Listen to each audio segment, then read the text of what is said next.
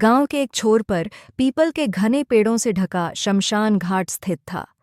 यहां आने पर हमेशा एक अजीब सी शांति और भय का अनुभव होता था। इस शमशान घाट को पीढ़ियों से गांव वालों ने संभाल रखा था और यहाँ की मिट्टी में अनगिनत कहानियां दफन थीं।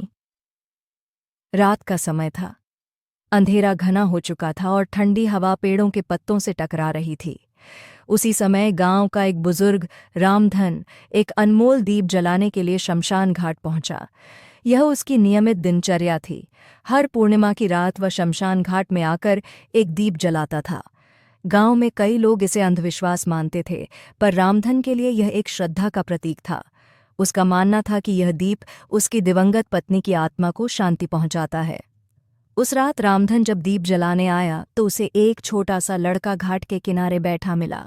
लड़के की आंखों में अजीब सी उदासी थी। रामधन ने पूछा, बेटा, तुम यहाँ इस वक्त क्या कर रहे हो? लड़के ने बिना कुछ कहे उसकी ओर देखा। उसकी आंखों में आंसू थे। कुछ पल की खामोशी के बाद लड़के ने कहा, बाबा, मैं अपने पिता को खो चुका हूँ। वे अब इस दुनिया में नहीं हैं। रामधन ने लड़के के सिर पर हाथ रखा और उसे अपने पास बैठाया। उन्होंने कहा, बेटा, ये शमशान घाट सिर्फ अंत का नहीं बल्कि नए आरंभ का स्थान भी है। यहाँ से जीवन समाप्त नहीं होता। आत्माएं इस दुनिया से विदा लेकर एक नई यात्रा पर निकल जाती हैं। तुम्हारे पिता की यादें हमेशा तुम्हारे साथ रहेंगी। रामधन ने उस लड़के को समझाया कि इस घाट पर जलाए गए हर दीप में आत्माओं के लिए शांति और प्रेम है। लड़का कुछ हल्का महसूस करने लगा। उसने रामधन के साथ मिलकर अपने पिता की आत्मा के लिए दीप जलाया।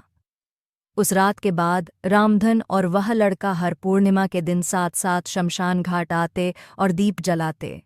धीरे धीरे वह डर और उदासी जो पहले श्मशान घाट के साथ जुड़ी थी, गांव वालों के लिए श्रद्धा और शांति का प्रतीक बन गई।